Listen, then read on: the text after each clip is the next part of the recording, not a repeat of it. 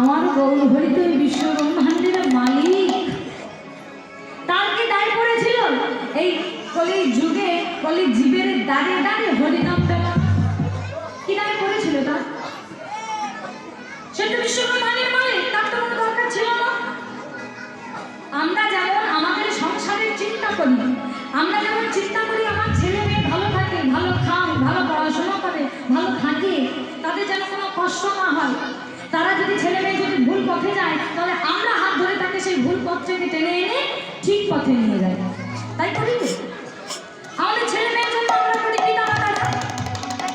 তিনি তো জগৎ পিতা। তার দরকার ছিল না বিশ্ব ব্রহ্মাণ্ডের মালিক হয়ে ভিখারির মতো নাম বিলিয়ে বেড়ানোর দরকার ছিল না, কিন্তু তিনি যে পিতা, তার তো কর্তব্য এই জগতের এই জীব, এই সন্তানদের ভুল পথ থেকে ঠিক পথে নিয়ে যাওয়া তার যে কর্তব্য। তাই আমরা কিসে ভালো থাকবো, কি করা আমাদের উচিত তিনি জানেন। তাই তো তিনি বলছেন কেউ যদি নাম না নেয় তার হাতে ধরে পায়ে করে তুমি কৃষ্ণ নাম নেবে।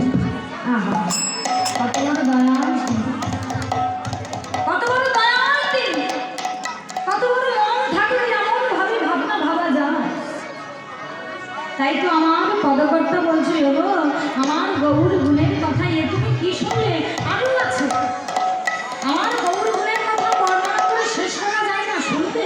কি বলছে? আহা, গোডা গোডা কহনে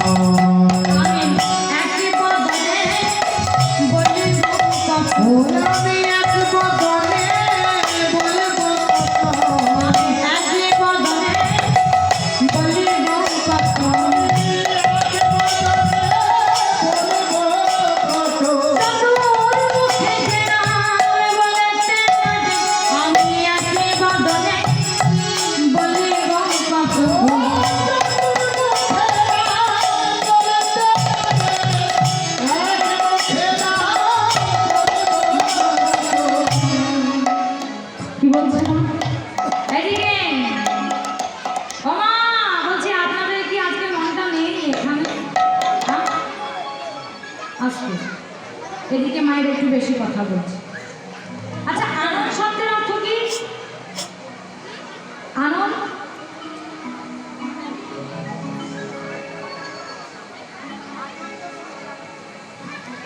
মুখ।